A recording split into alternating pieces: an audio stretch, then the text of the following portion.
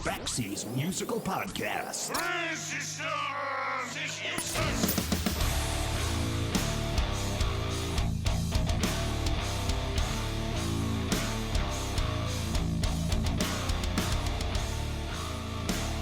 Hey, everybody, welcome back to Backseas Musical Podcast. If this is your first time here, welcome. If you've been here before, it's great to have you back. You're in for a real treat today with my special guest, the amazing Thomas Walsh from Pugwash. Now, you may not know Pugwash, and you may not know Thomas Walsh, but I'm going to tell you right now, without exaggeration, Thomas Walsh is one of the greatest songwriters alive. And if it were just me saying that, you could say, yeah, right, sure he is. Except he is. Get a load of this. In 2015, Andy Partridge from the band XTC, which, as you know, is my favorite band of all time, was quoted as saying that Pugwash, at their best, are almost Beatles-like in their greatness. They are that good.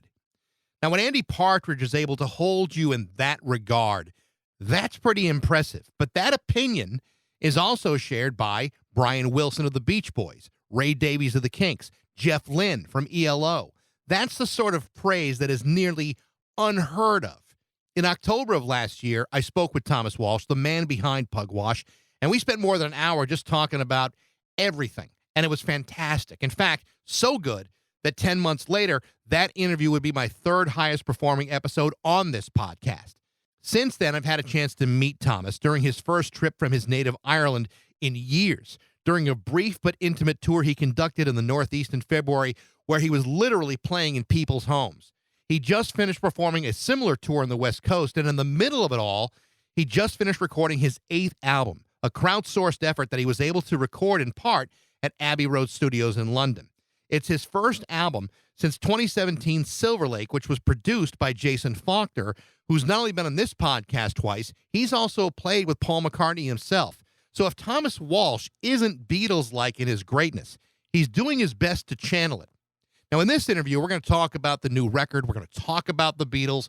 We'll talk about performing and a whole lot more, all of which he's doing while resting in a hospital.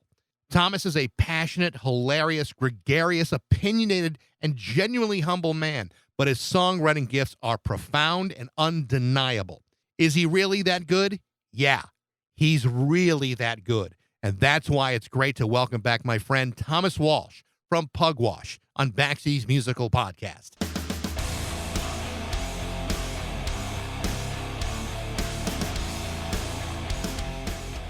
Look at you. You look terrific. I look like a new man. I have to say, this is the first bedside interview I think I've done ever. This is a first for me. Well, I got out of the bed and sat in the chair. So how are you? I'm okay. I mean, the good thing about this trip in is that it didn't go on longer because I have this condition anyway. And if it goes to the nth degree, you have to ring an ambulance to get taken in because you can't breathe because your body fills up with fluid. It's very rock and roll. I have this umbilical hernia that protruded all of a sudden a lot quicker. And I kind of said, okay, I need to go to the doctor. I need to push the appointment forward. And so the hernia just kind of said, right, just fluid in there and it's pushing it out. So when the doctor saw it, he said he should come in and get trained. It wasn't like I went in as an emergency case and got done. So I feel a lot better than I normally would. Good. Because when I go in normally and it was an emergency case, as I said, I would be literally drained because I'd be so it's not too bad at the moment. They haven't done the main procedure yet, which is the draining. I'm just on these high-powered diuretic, and they've worked already. I mean, it's amazing. The body weight goes down like 3 kilograms overnight. It's incredible. We should all be able to find a way to make that happen. Yes, if only ascites was fat, But it's a horrible little fucking thing. But it's.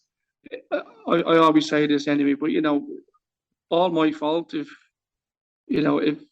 when things go the way they do because of abusing, you know. And over the years I have, but there's been other factors that have come into it that are just unlucky as well, you know. So, it's 50-50.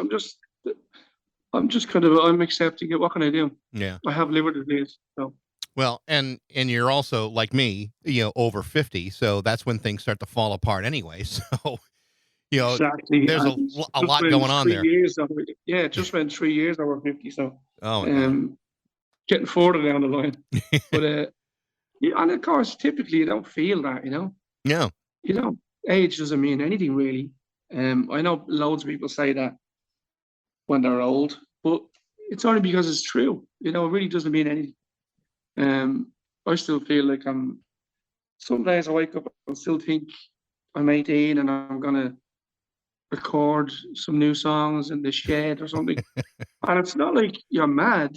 It's just that it feels like only yesterday. Yeah. Well, it's funny because around Christmas time, well, actually, a little bit after Christmas time, I made the mistake of exercising. Doctor said I should exercise, and I wound up being on my wife and I bought a rowing machine, and it was the biggest mistake of my life because I wound up shredding my knee after using it for about a month. And I said, well, that's it. That's the last time I listened to a doctor about exercise. Well, doctors will always love us to exercise because it's the very easy way of them not helping us in a way. And it's not, and I agree anyway. A lot of it has to be up to us. But sometimes when you go into a doctor and you're clearly my shape or my get up, and they kind of go, well, have you ever tried mountain climbing? They go, fuck off, eh? Fuck's sake, just read the room, as they say. Read the elephant. Read the elephant in the room. Uh, so it's just it's not even like it's never too late to do X, Y, and Z. You see 90-year-olds jumping out of planes. Well, it's great, but it's not like that for all of us. And that's where the genius of the doctors needs to come into its own. So I've met some great ones, of course, and I've met some weird ones. But at the moment, these doctors are great here. So I'm just taking this time to just get trained, and to be honest with you, be able to finish the record uh, healthy and in a good state of mind, because that's an important thing to Yeah. to finish the record up, because it's already been an amazing experience. Well, and I want to ask you more about that in a little bit, though. Yeah. But because there's a lot to talk about with the new record. But Well, we've got all that the healthy stuff out of the way. Let's get to yeah. I'm glad you're with me today. It's it's a thrill to talk to you again. I don't know if I don't know if you were aware of this, but of all the interviews that I've done on this podcast, the one that you and I did, I think it was like last October. It is the third best performing podcast I've ever done, and Wow. you're only behind Andy Partridge and Daniel Ash from Bauhaus, and then it's you. Not too bad. So well done. That's amazing. I'm very thrilled to be in that. I'm not happy to be behind Andy. I'm never happy to be behind Andy. It's always good to be in front of Andy. Yeah, well, that's amazing. That's brilliant. So I'll take that. Yes. Yeah, absolutely. So the last time that you and I actually had a chance to meet was the first time we had a chance to meet, and that's when we met. I think at one of the great concert venues in all the United States, Rachel and Wayne's living room. Rachel and Wayne's living room. And to be honest with you, it is a wonderful venue. But what I remember, obviously, I remember everything about it, of course. But meeting yourself for the first time, meeting some other people for the first time, yeah, which I've known for a long time online. But also, he had the third installment of Get Back Ready to Go, and when I traveled to America, I was literally able to see the first two go onto the streaming platform, because I left on the third day of the third, the rooftop one, and I was like, that's one of the most exciting pieces of any rock and roll footage I've ever seen. It probably is the greatest footage I've ever seen. It is the greatest footage I've ever seen. the whole thing is, but the third installment on the roof is just off the scale. And I was so desperate to watch it, comfortable with the headphones, and he had it ready to go on his huge television. And I went, hold on a minute. Before I said hello to anybody, I was like, don't play that. You didn't want to have it ruined for you. You didn't want to see them break up before the end of the film. I'm one of those weird people when it comes to that. I mean, I'll definitely watch anything after I've watched it, but the experience, unless it's something you're going to see in a movie or a movie house or somewhere like that, or a friend's place, all hanging out. But I was just like, ah. My headphones are at home, and I'll be like cup of tea, and I'll be wearing sweats. Yep. Well, I watched it. I watched it too, and I watched it before we got into to that night, and it was like, as I'm watching it unfold and seeing how they create and just seeing, like, Paul McCartney just kind of, like, fuck around with a guitar, and all of a sudden he comes up with a classic song. It's like, how does that just happen like that? And the thing is, that is how a good deal of music is created. Well, see, it wasn't. This sounds very poncy, but I'll explain it because I'm just being honest. But what was amazing was to see the writing process of the Beatles happen. Yeah.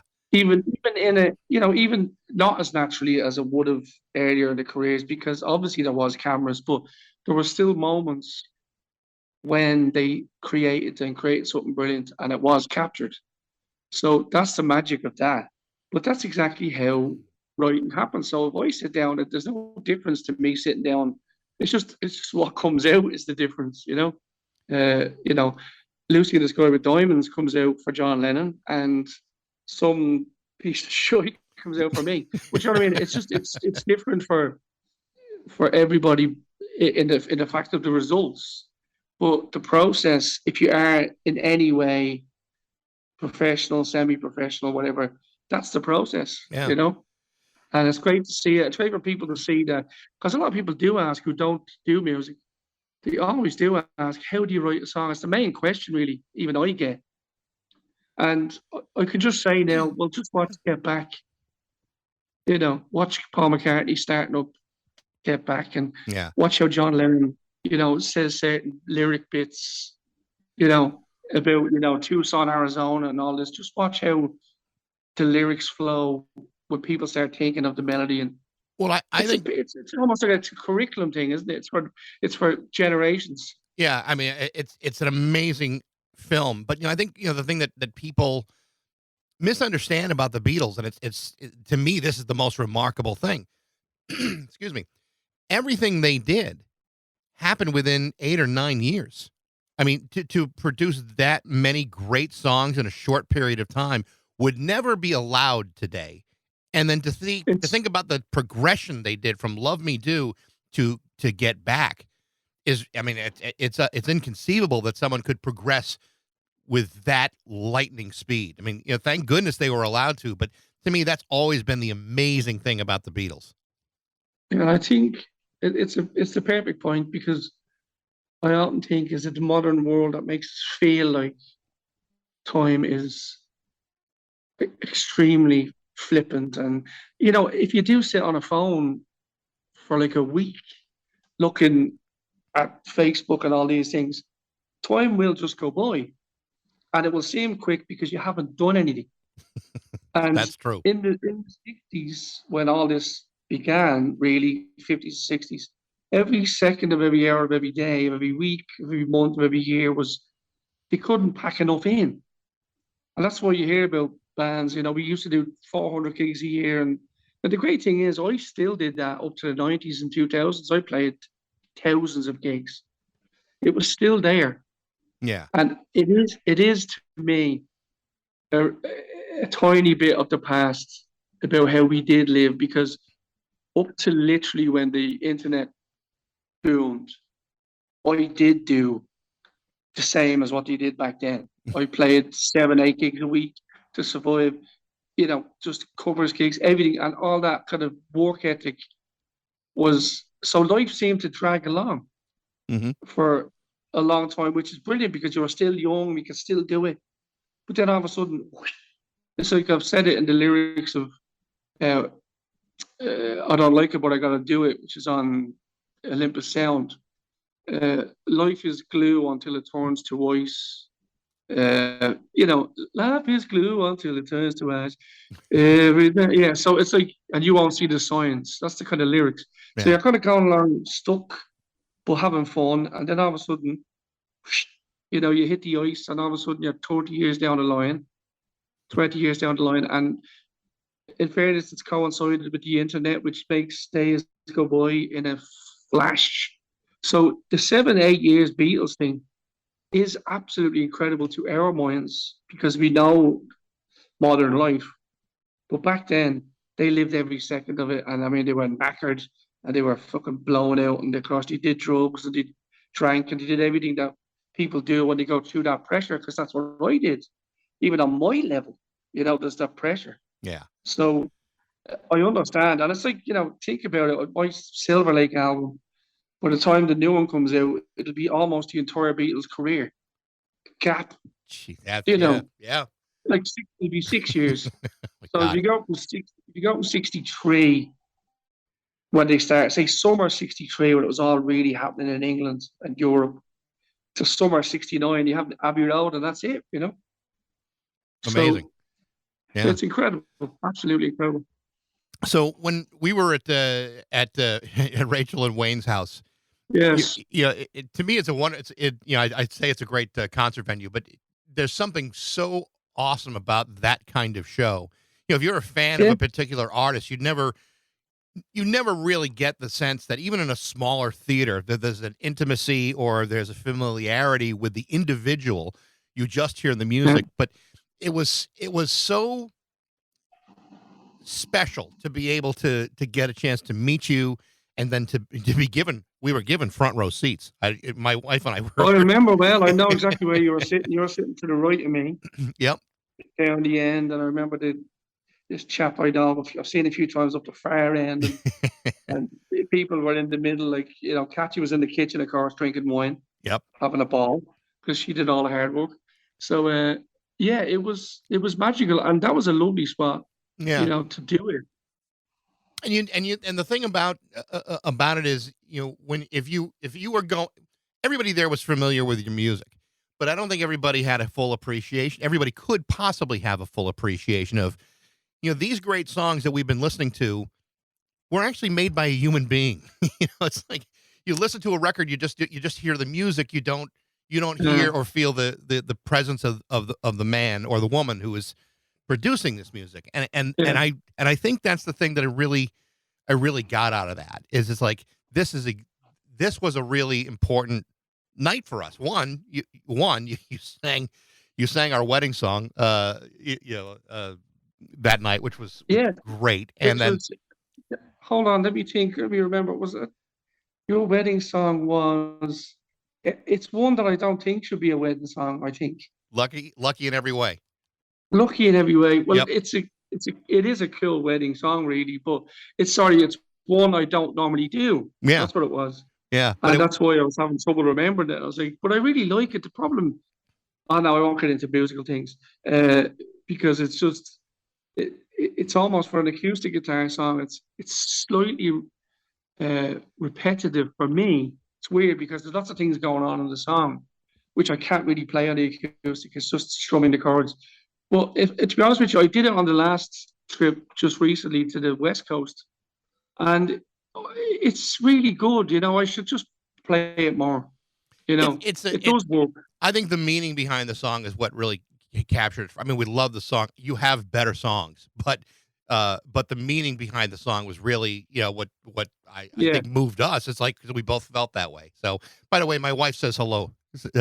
Hello, and hopes you feel better real soon. Well, thank you so much. Yes. Well, I'll tell you, to go back to the house gigs and that whole thing. For me, there's no way back now. For me as an artist who's not like Mick Jagger, even, do you know what I mean, jumping around the stage, because I've never been that way anyway. But as an artist who's a bit infirm and other bits and bobs, uh, it's a godsend. But it's also really enjoyable because you're not just going because I've gone to I've traveled far and wide to go to a windy, dingy, damp club and play to 50, 100 people even, and it's just been miserable. Yeah. And sound and the people, and you have to, can we have this? Do you have that? Fuck off. Yeah, blah, blah, blah. Can we have water? Can we have water? No. Yeah. Water. So, water is for people who don't understand. But, you know, so to go into a house where there's a fucking, a buffet and cakes and tea, and, it's like, and there's still 50 or 100 people there. Yeah. And you're getting paid. Do you know what I mean? I'm going to be honest with you. We musicians like me, we just, people say, "Oh, come to Idaho or something," and I go, "Well, I'd love to." And then they go, "Well, we asked a few venues," and you go, "Well, that's not how I'm going to come to Idaho," because I totally respect that the venue A has never heard of me. 4 people have heard of me in Idaho probably, and we need to get those 4 people with another 25 friends, and then just get me into a little house or a shed or a garage, and then I have a gig in Idaho. Yeah. And if everyone throws in 20 quid, I get paid. I mean, think about this. A Paul McCartney, a Roger Waters, even the Rolling Mick. Stone, Mick and Keith are never going to have the ability to have that experience that you just did. I mean, how is Paul McCartney going to go into somebody's house? Well, he tries. The one thing about Macca is he does try. He does the little gigs, doesn't he? He did the Frome gig. And the mad thing about the Frome gig recently, or Frome, as people might know, but it is Frome. Mm-hmm. Because we played Frome many times because we've got great friends there. So we know the place really well, and it is a beautiful, beautiful town in England. And when he did the warm-up Glastonbury gig there, I was like, that's brilliant because someone knows, it's a great town. But I remember I said Frome, and people shouted, "It's Frome." And I was like, so I started singing Fat Larry's band, Frome, Chase, So that's how I always remember it. But it's funny because I think he said on the clip I saw of McCartney, he said, "It's great to be in Frome" or something. And then next of all, he's on the stage and he's like, "Hello, Frome." So somebody had told him. But the point of it is, Macca he still knows the importance of those gigs. I mean, there were still, 800, 900 people maybe in the venue. But Jesus Christ, it's Paul McCartney, you get 1 million people anywhere. You get 1 million people to see him. I mean, so that's got to be the smallest he can go, Yeah. And so he still tries because he knows the fun of them and the benefits of them. As much as Glastonbury was probably the greatest gig I've ever seen by anybody, it's still all playing to like just black, Yeah. And I'm sure he loves to see the faces, and he does. He loves them. So a few months ago, I interviewed Dave Gregory from XTC, and absolutely just a real joy to talk to. Just a wonderful, wonderful guy. But you can say the greatest guy you've ever talked to here while you're talking to me, because I totally agree. He is. Yep, he is just just a really nice, down to earth guy, and he was very open and everything. But what was such a disappointment to me in that conversation had nothing to do with him. It's just like 2 or 3 weeks later, I see you posting a video on Facebook, and there he is at Abbey Road Studios with you working on your record. And I said, "Oh my God, I wish I had known that he was going to be working with you again, because you've worked with Dave so many times." We didn't talk about you, but very, very briefly, I would have spent another 10, 15 minutes just talking to him about that. Tell me a little bit about your relationship with Dave. How did you get to know him? Well, it was through a friend, a lovely friend of mine in Dublin, who I didn't know at the time, called Peter Fitzpatrick. Peter has a band called Circuit Tree, CIRCUIT Tree. It's just him on his own. It's like Gary Newman meets Peter, basically. And he just does it at home. And he's a great songwriter, and he wrote some great kind of Beatley songs. And he was trying to be someone like me in a way. He was trying to be a Beatley, acoustic-y performer around Dublin. I went to see him a few times, and I just thought, yeah, he's really talented, but there's something else about this guy. And I went to, because I did loads of demos in Peter's studio. Uh, he's a major player headwise for Microsoft. He's an inventor. He's a brilliant guy. So he has this great setup at home, studio and stuff. So I did demos dating back to when I first got to know him through this, which I'll get to. But one day I went over and he said, do you know what? I have these other demos I do. They're kind of like 80 synth demos. And he played some to me and I went, fuck's sake, man, that's you. You have to become this because, the songwriting thing with Beatley songs or whatever, your own kind of acoustic songs, they're cool, but they're just songs. There's something incredibly soulful and personal about your real side, which is your synth side, because he's a lover of that since he was a kid. So he did, and I'm not saying it was me, but it's just I did give him a little push, which I'm very happy about because he's done 3 albums now, I think, and he knows Martin Ware from Heaven 17, and he's got to know all the great synth guys, Vince Clarke and all. So that's brilliant. But Peter's a huge XTC fan, and because he was working with Microsoft, he got asked to. Well, he didn't get asked. Yes, he did. He got asked to supply some music for a new website Microsoft were putting out there, which was 2003 or 4 around that time. So websites were still a big, big thing.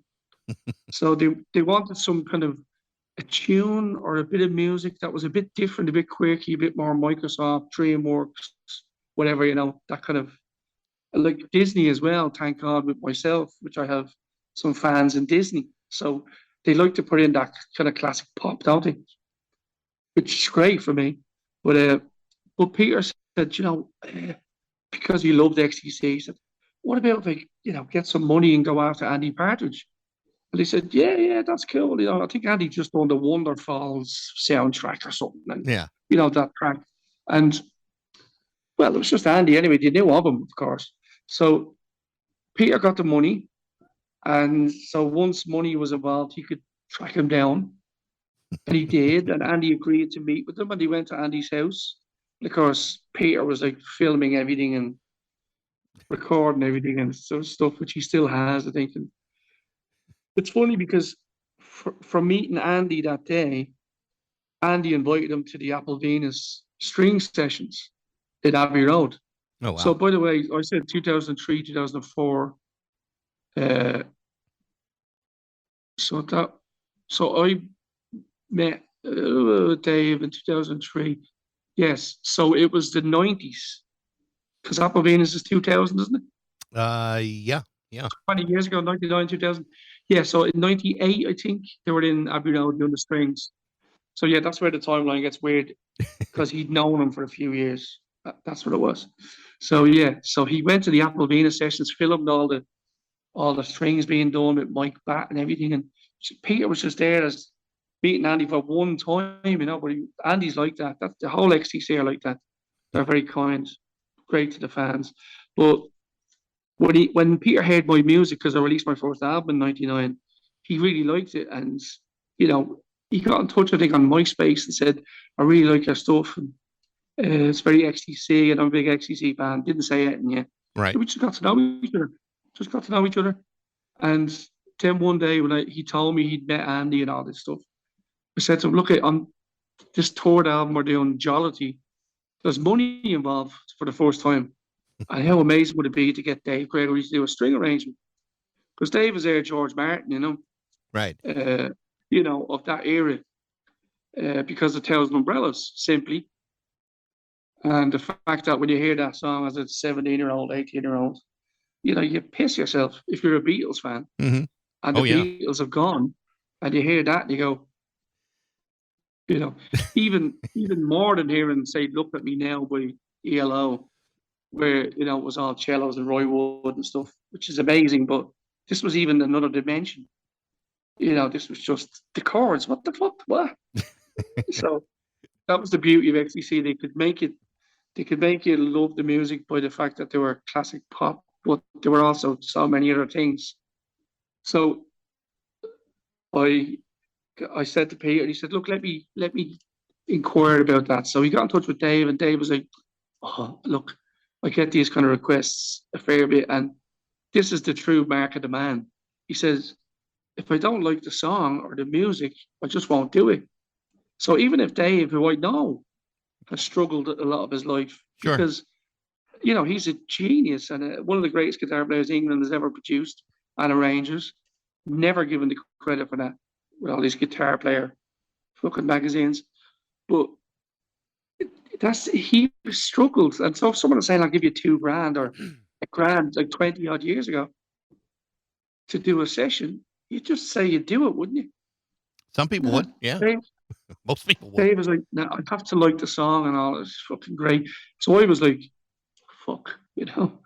So anyway, the brilliant news was that Peter got back and said Dave loves the song, and it was "Rose in the Garden of Weeds" I sent, which, in fairness, it's a nice little song. It's not spectacular, but I think Dave, like George Martin, he saw something else. Mm-hmm. He saw there was something there, which is really, really nice. But is there? And he ended up doing lots on that album. Yeah. And the arrangement of that song is really beautiful. It's incredible. Yeah. The section quartet as well, getting to do that with them in Abbey Road with Dave. So as you said, it was almost 20 years later, or 15 years later, maybe no, nearly 20 years later, we came back and just did a recent session. So special. Yeah. I know this was not. I want to talk about the new album. I know this is not your first time at Abbey Road, but did you record the whole thing there? No, this was the great thing about the album. We did it in this marvelous, incredible studio. Just say, Josh Home listened to this. You know what I mean? Mm-hmm. And it's funny because I could have met Josh a few times because he's a friend of mine, great friend of Matt Berry's. So I nearly met him a few times. But if somebody like him was listening to this and he was going, I wouldn't mind going somewhere different to record in the world.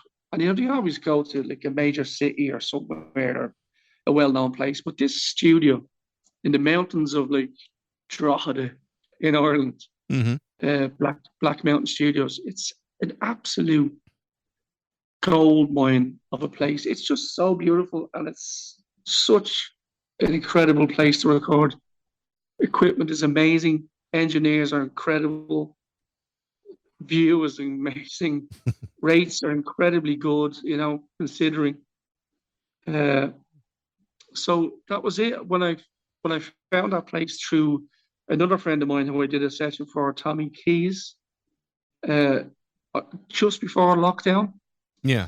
When I went up, there was a guy engineering his record called Mick Heffernan, who I worked with when he was an 18, 19-year-old on a Pugwash session about 15 years ago in Dublin, in Sun Studios in Dublin. And I remember me and Tosh, we were doing Better That We Dance or Yin Yang or something, some of those extra tracks around Olympus Sound. And I remember saying to Tosh, this guy is fucking brilliant. He's brilliant. Look at him, so good. And we were like, yeah, he's top notch. And I didn't stay in touch with him at all, really, but I had his number or whatever it might be. But literally walked into that studio in 2020, February 2020. There he was at the desk, and I went, holy shit. And I just watched him for the next 6-7 hours, working on Tommy's album with me doing the overdubs. And I went, okay, it's this studio, and it's that engineer. That's for great. the next one. And it was, and I was right, because the studio's been incredible.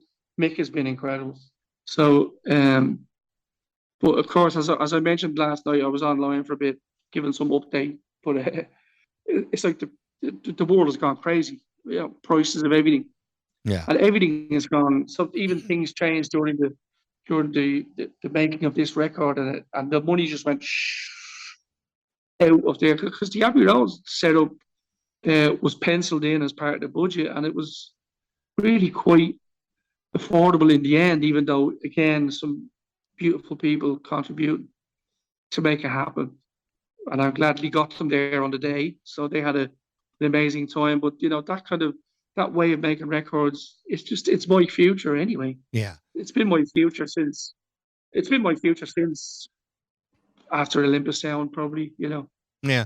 Uh, It's interesting how many people are doing that, crowdsourcing, the yeah, expense of it. I mean, to me, if you're not, a gigantic box office draw, is there really any other way to do it? I mean, no, there's not. it's so expensive to do it. I think there's no other way. This is the thing. I really want to say this to people, and hope it's not like sympathy or anything. I just hope they understand. But it costs, if you want to make a good record, if you want to make a record that's right in every way, as in the person who wrote it and wants to release it has to be comfortable in their head. It's not like an egomaniac thing, but it's easily going to cost you 30 to 50 grand. It is. Now, at my age, in the sphere that I'm in, now people say, oh, fuck off. This band I know made a record for 100 quid in a garage that they brought in the equipment. Of course, yes, of course. If you want to make that kind of a record, you make that kind of a record. But even the Tame Impalas of this world they've not been shown up for what's gone on. But the whole spiel with that was that it was made in the guy's bedroom or in his hotel room. Mm-hmm. He did it all himself. Now he did, but good God, he had the most incredible equipment. He had hundreds of grand behind him. He had people he could go to. He had comfort. And he made a great record. He's made great records and he's brilliant. So, but the thing is, they even wanted people to try and get on the bandwagon that this was made in the bedroom, because it brings in idiots who thinks you can make it in the bedroom for 100 quid, because you fucking can't. You can, but it's also going to be shit. So, there's a level here that people don't like to talk about, which of course I'm talking about, so people will slag me. That's the way my life seems to go. But I just want people to kind of understand it's like if you think you have 100 quid to go shopping and you want to get a week's worth of shopping in, you just know there's no way you're going to get 3 days worth of shopping for 100 quid. It's going to be 250 quid, it's going to be 300 quid, whatever. And that's the same with recording. You could go with a budget and it's going to be double it. Yeah. And I went with 20 or so this time, and I knew I'd need more, and I should have just. But I felt bad going to people again because, I've had a few things happen the last few years and people have been so kind. But I always have to, go through a therapy session with Katya or, friends close to me about, fundraising. And she, as an example, she'd be the same as me. She'd be like, oh, you can't go there again. And I go, I know. So you have to, it's almost like somebody has to start it. And a lot of times they do. They just go, look, I've given you 500 quid to just, and you go, fucking hell. And then you go, okay, well, let's just see how it goes. And I have to get over my Catholic Irish guilt about giving. Yeah, but like you say though, I mean, it's just part of your business. I mean, it's just, you may not be able to go to the same well over and over again, but every time you've done a crowdsourcing campaign to record something or to release something, people have responded. And it may not be the same. Yeah. It may not be the same people, but it may be the same people. If they're fans, they'll still support you. Yeah, there's a core base there. I know them. I know every one of them. A lot of times with faces, I wouldn't. So sometimes I've gone up to people. You might even know this.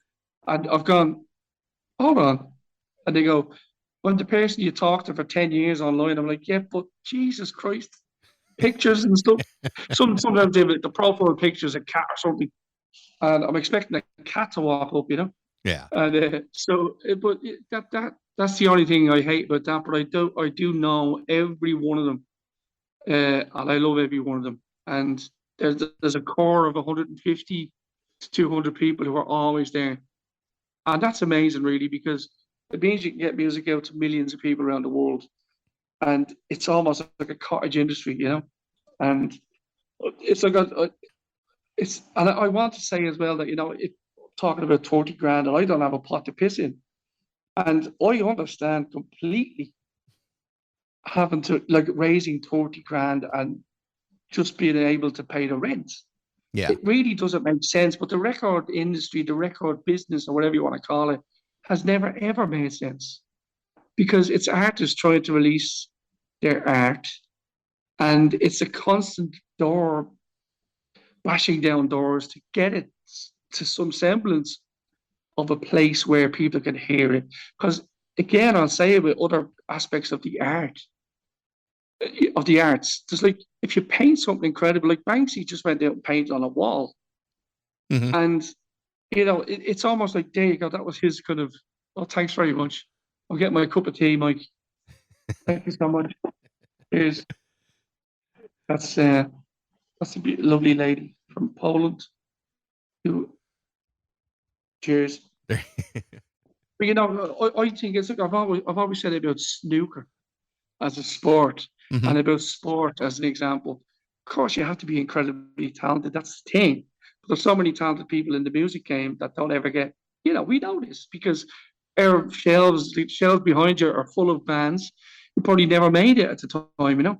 Oh, yeah. And so if you're a snooker player and you get a maximum 147 break every time you play snooker, no one can physically stop you getting to the top of that sport, because you can do that. Now, people say, oh, you can write a song. And I go, okay, well, then why do I sell fuck off? So, when it comes to music and art, it's about people having to accept you. It's about people having to take you into their hearts and minds, which is very tough anyway. But when that happens, you still have to prove to people in a business end, in a company end, in in the mechanism of the industry, to get your stuff out there. So it can be a soul destroying thing. But that's why money speaks, because money speaks in every aspect of life, doesn't it? Yeah. Well, and most artists, whether it's music or graphic arts or even publishing, Yeah. I mean, they're not necessarily trained business people. But in a sense, the only thing you can do to make a living is to learn that skill pretty damn fast, because it's either you embrace that or you're starving to death. Yeah, and I've told the story a few times. I haven't told it really, online and such, but I've told it to friends. But like the Idle Race, right? That great '60s band, Jeff Lynne's first band, really, his first real band. Hold on, I'm gonna have a biscuit. Sure, go ahead. And EMI released the Back to the Story double CD set of their career in the 90s, which was brilliant. And the first 4 tracks on the CD were these impossibly hard to find first 2 singles that they released as the Night Riders on Polydor in 1966. One is called It's Only the Dog, and Your Friend, Would You Believe, which is the title of one of my songs I never knew. On the flip side, as they say in America. And that was released on Polydor. Hen's teeth to find it. I eventually found it after 30 odd years. So I was delighted with that. But the second single was another track. Can't remember the title offhand, which disappointed me. But it didn't come out. It got to the either test pressing stage, or it may have got an official pressing, but it's absolutely impossible to find. Don't even seen one online. And so it was great for fans to get these 2 singles, A and B. So in fairness, because the rest of the compilation was the 2 albums they released, the 3 albums they released, 2 with Jeff, 1 without Jeff, and all the various singles and some outtakes, it really was up there as a highlight of the whole set, because it was stuff that really has never come out. So fast forward, then EMI want to reissue it because it's selling for 300-400 quid on eBay, which it was doing. So they come to reissue it like in the early 90s, maybe around that time. Mm-hmm. And they suddenly find out that in the interim, uh, this spotty little solicitor businessman has acquired through probably buying a humidor or something, or somebody's house. He suddenly acquired the rights for the 4 tracks on the Polydor release of the Night Riders. And of course, the minute he heard this spotty little Ike, heard that, Jeff Lynne, he's thinking, oh, Jeff Lynne, Traveling Wilburys, the Beatles, Tom Petty, you know, these are worth money.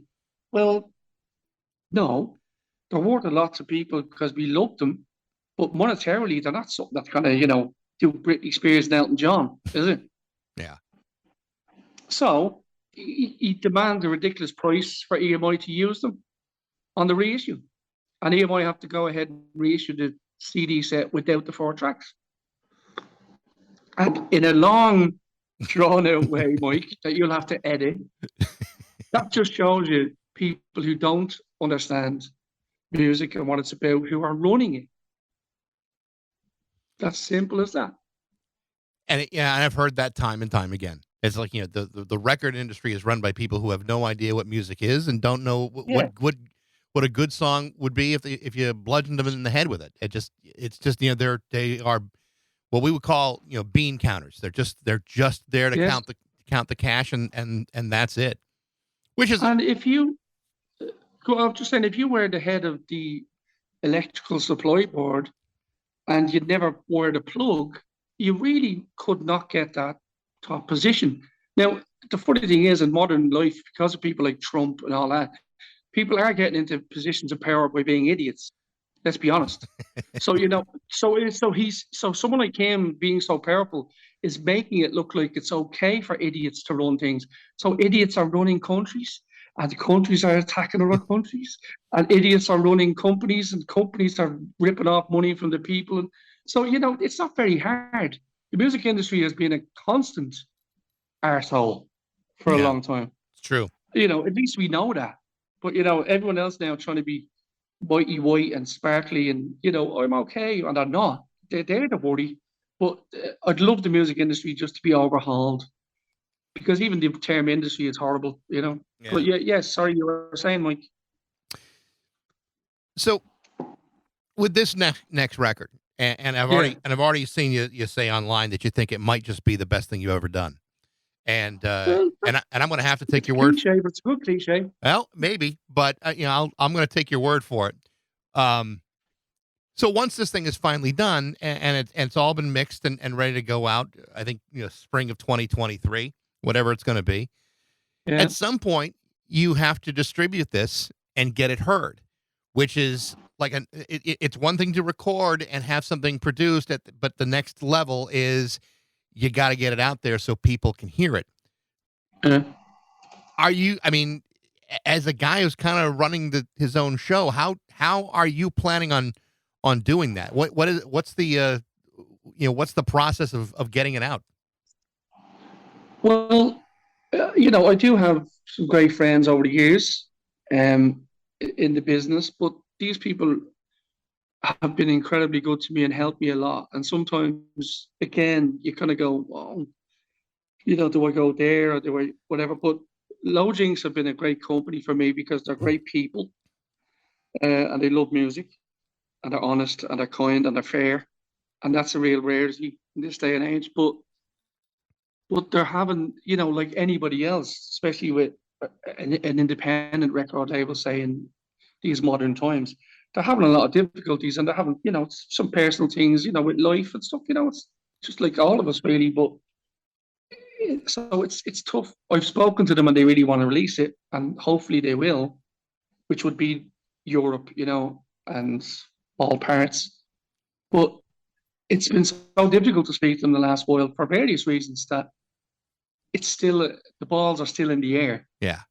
So that's my go-to position for them, and they have the first choice, really, because I'm loyal to them and I love them. So, but if that didn't happen, I released a compilation on Sony Japan in 2019, which was a kind of a 20th anniversary kind of introduction for Pugwash to Japan, and it was brilliant. It was done by a legendary guy over there Tetsuya uh, Shiroki. His name is, pardon the pronunciation, but he seems to have fallen off the radar, and it's like he's not that kind of person. He's an incredibly attentive and brilliant guy, but I've sent some emails the last year or so, and maybe he's just moved on. Yeah. And because of the language barrier in a way, maybe just those emails are getting, they're going to spam or something or whatever. They might just not be getting through. So there's things like that, because he'd be great. I really want him to release a Japanese edition anyway. And I have done a couple of extra tracks that I'd love to think could be on the Japanese issue. But so that's kind of where I am. But I do have, there's some really genuinely great people running some lovely record labels. But also, on the other hand, someone like Sugarbush in England, who've been reissuing my vinyl, Marcus only told me last week that he shut the label, which is really sad, because Marcus only ever released brilliant music. And I'm saying this because of the bands that were on it, not just myself, but, and the quality was excellent. And he was great to work for. And again, he was decent and kind. And I hate hearing people like that going under. But it's not so much going under. It's done him well, but he just has a record shop now in his hometown, Sugarbush Records, and it's a great shop. And he's just suddenly going, wow, this is a success, So he's going to shut down it's like Andy with Ape as well. Ape was successful, and then the big crash hit in 2008, and it's like he had to get rid of everybody, and he didn't get rid of Pugwash actually initially, but we had to go in the end. Yeah. But that's the thing, the good people out there, they will find it a lot harder, and that's a sad thing. But as regards me with this record, Low Jinx, hopefully, possible Sony involvement, and maybe some indie in America that I haven't touched yet. So maybe this could be my moment to give my CV out to anyone in America with a cool label who might be interested in releasing the next Pugwash album, because Low Jinx don't release in America anyway. So America would be a separate market. So, and it is my best market. So, well, you can guarantee that that I'll be paying for it. There's no way I'm going to let Pugwash number 8 go unbought. So can you stick 30 grand in me PayPal after this one? If I had it, I would give it to you. I would absolutely give it to you. I can't wait to hear it. I've become such a big fan, over just a brief number of years, really. And I think I've told you before. You've been there a few years now. Have you been there 10 years? Right? Yeah, probably a good 10 years. But it's like I keep looking for available, affordable versions of Almond Tea, and one of these days I'm going to find it. But I've gotten everything else, and including a couple of signed vinyl releases from you. I got Jolly and the 11 one too. So just to bore people now. What do you really want of the collection that you're missing? Because when I talk to people and suddenly I go home and I pick out a box and I find something, if they're in my head, fresh, I go, okay, they can have that because I've just found that. So what is it you're looking for? The original Almond Tea? The first record is the only one I don't have. On CD, obviously, because it's only released on CD. Yeah. Initially. Yeah, that's the only one I don't own. So you have the vinyl.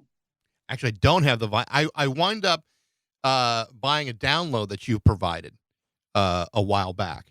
And when I was in the house, it was in Wayne and Rachel's house. Did I not have Almond Tea on vinyl there? No, you had okay. You had let me show you. You had Jollity and Signed. Yes. And 11 Modern Antiquities. Yeah. So I got that, and then I got everything else. And the jewel for me was finding Olympus Sound. That was a big one for me, and I also found Almanac too. So I'm not afraid to. Well done. Yeah, I'm not afraid to dig down deep for Thomas Walsh. That's for damn sure. But thanks, Mike. The funny thing is, you reminded me again about this ridiculous situation with the Olympus Sound in America, because it's not on Spotify or iTunes or Apple Music or anything. And when I sit at home and I click on all those platforms, of course it's there. Yeah. But what happened was it was put up by EMI in 2011. So for some reason, obviously with an EMI legal situation, since they've finished as a company in Ireland and all that stuff, uh, they just didn't have the license or whatever it was for it to be on the platforms in America. But I didn't know this because, again, I just sit down and I see it on the lists. So I think American people could see it and whatever else. But I've since found out that it's not there for Americans. And it's simply because I know what happened. It was uploaded by a separate entity. And I can upload now, obviously through DistroKid, which is fantastic. Mm-hmm. And I have to, and being in the hospital now and having my phone and stuff, I'll be able to upload it to iTunes tonight. Oh, So good. it'll take a couple of days, but I'm gonna upload it because on the last trip I just did, so many people were saying, I can't get the Olympus out. And I had 2 copies in a box that I brought, the last 2 copies, two orange vinyl copies. Uh, and they literally were gone the first second Andy opened the box at the first gig. And then somebody heard, because I said over the mic at one of the first gig, I said, I have a couple of copies of Olympus Sound here, but that's all. And Andy said, they're sold, they're gone. So that was the jokey thing. But the next gig, people are coming up going, you said online that you had Olympus Sound. So I was like, oh shit, no, I don't. Well, Because and I was wondering why people were asking, and then they said because it's not available online. So I'll change that tonight. well, it's one of my favorite of the Pugwash records, and I got that one right here. It's one of my favorites in the whole catalog. Thanks, man. So freaking brilliant, so damn great. Is that the lumpy cover you have there? Is that the one with the? Yep, it's the lumpy cover. Yep. So you have the original Irish edition. Yeah, this one. This was not inexpensive, but No, you can pick it up. Yeah, but it was. But the Lodgings one has the extra tracks. Yeah, which is the UK one. Yeah, well, yeah, and like the extra track on Silver Lake, Deeper, I think is such a great song too. It's like one of those hidden gems. If someone has the ability to hear that song, it's so good. Do you want to hear a good story? Sure, absolutely. It really isn't a good story, but it's a story. Somebody said to me last week, I really like that Deeper track. And I was like, oh, okay, thanks very much. And since that day and now, I've been trying to remember how it goes, and I don't know how it goes. I know it goes deeper. It goes deeper. That's all I can remember. And it has this beat, which is like, whatever. So I tried to do a psychedelic thing. I can't remember the melody of the fucking song. So, because the thing was, we really did that quick, myself and Jason. And we knew it would be an extra track kind of thing. And Jason plays great stuff on it, obviously. But it was almost done like in the last 6 hours of the trip to LA to do the album. And it was one of those things where, and it's not on YouTube, I don't think. Yeah. That's the thing. No. And I don't think it's on iTunes thing anyway either. Maybe it is. I don't know, but it was only available on the CD as far as I have ever seen, and it's a great song on that record. They're all great, but love that one. Thanks. Yeah, but I have to literally go into my Dropbox archive and just find the fucking thing so I can relax because I'm like, how does it fucking go? So I'm gonna. There's a couple of things I have to do now while I have the time on my hands, sitting in the hospital, and reacquaint myself with one of my songs. you should really put Olympus Sound onto iTunes. You should really introduce yourself to the music of Thomas Walsh. Yeah, and like I did We Are Everywhere as a specific request for the guy in San Francisco I played recently. We Are Everywhere is the last track on Play This Intimately. And it was a favorite of Jeff Lynne's, which I hadn't really told that story. I've told every other fucking Jeff Lynne story, but I didn't tell that one. But yeah, he said he really loved it. He thought it was really psychedelic and stuff. And he still has a bit of psychedelic in him, Jeff, Yeah. Which is great to hear. But this guy asked me to play it. And I had to listen to it 3 or 4 times to even understand where the chords were going. because I'd never done that live. And I played it then. I'd only listened, as I said, about 4 or 5 times. So I went for it at the gig, and it was really cool. It actually worked. So I think I should just have a bit more respect for my own fucking songs. That's what it is, man. Sometimes I go, that's not going to work. And then I convince myself it won't work. But if I just gave it 5 minutes of time, of care, of love, I could fucking do it. That's all it is. I'm just a lazy fucker. Really. Hey, listen, I know we don't have a whole lot of time here, but it's such a pleasure to see you again. And I can't wait for the next record, Pugwash 8. I'm so excited for it. I'm so excited for you. I hope it winds up being a real success for you. Thanks, man. Because you really, truly deserve it. Well, thank you so much. I mean, it's really nice to talk to you, obviously, to break up which can be stressful anyway, being sitting around in hospitals up waiting for things to be done. But regardless of that, the process of making this one was really fun. A lot of the old crew, the original crew, which is really exciting. Colin Queerney, Keith Farrell, Graham Hopkins, great friends. Go back to the start, especially Keith and Colin. So there's a sound. There's almost like a Pugwash sound there. That's what's kind of excited me. That there's the element of the old records coming into the newer, buzz, newer songs. So I'm very excited by it.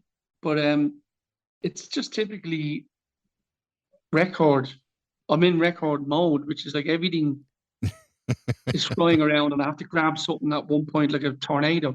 So I grab, okay, artwork. Oh shit, I have to do that. Lyrics. Oh yeah, I have to write them down. Credits, mixing, mastering. Fucks, But the thing is, it all gets calm the closer to the end. Yeah. Calmness comes, and sometimes you jump out in the eye a bit, and you have to fucking set you back. But I think I've used enough of the tornado metaphor for now, Mike. I think that's it. But yes, I'm really excited by it, and I hope it comes out even quicker than I think. Hopefully, come out in winter 2023. Because there's still January, February, isn't there? That's still winter time. But I just want it to be done now, because the hard part of writing them and recording them and knowing that they work and they sound lovely and sound fantastic, some of them, that's exciting. But there's still a lot of hard work, but it's the fun hard work. And with the help of my brilliant, loyal fans like yourself and everyone else online, we'll get there. So, yeah. But do you have enough content for a podcast? Because I literally talked for 30 minutes about fucking, I don't know, Microsoft. We got plenty here, Thomas. Don't worry. I'm not going to cut anything out. There's nothing to cut out. Everything is perfect. Okay, cool. But if you have any more questions, you can throw them at me. But if it's done, we're done. I think we're good for now. We'll do this again, I'm sure. Well, you can have the special first podcasty when album is about to be. And I can give you a little exclusive with a track and all that stuff. So great, can't wait. So you have me on record now saying that. So if anything else weird happens, I'm gonna text you like every month for the next several months, just to remind you of that. So perfect. Hey Thomas, I hope. So when I'm lying on a gurney somewhere, I get the text through Mike. Where's that new single? But, hey, hope you better get back on your feet soon. Absolutely, man. I will indeed. Well, I'll get back on my feet now to get into the bed. I'd lie down and watch football. That sounds like a pretty good day. Sorry, soccer. That's all right. I understood the reference. Thomas, okay, good to talk to you. Have a great day. We'll catch up soon. Wife and everyone. Take care. Cheers, man. The new Pugwash album, Pugwash #8, will be released hopefully sometime in the spring of next year, and I'm pretty sure he was serious about coming back for more on the podcast. I hope you do too. Thanks for listening. I hope you enjoyed it. If you did, like it, share it, review it. Do yourself a favor. Go out and search some Pugwash music for yourself. You will not be disappointed. You can email me at bax@rock102.com. I'd love to know what you think. And thanks again for listening to Baxi's Musical Podcast.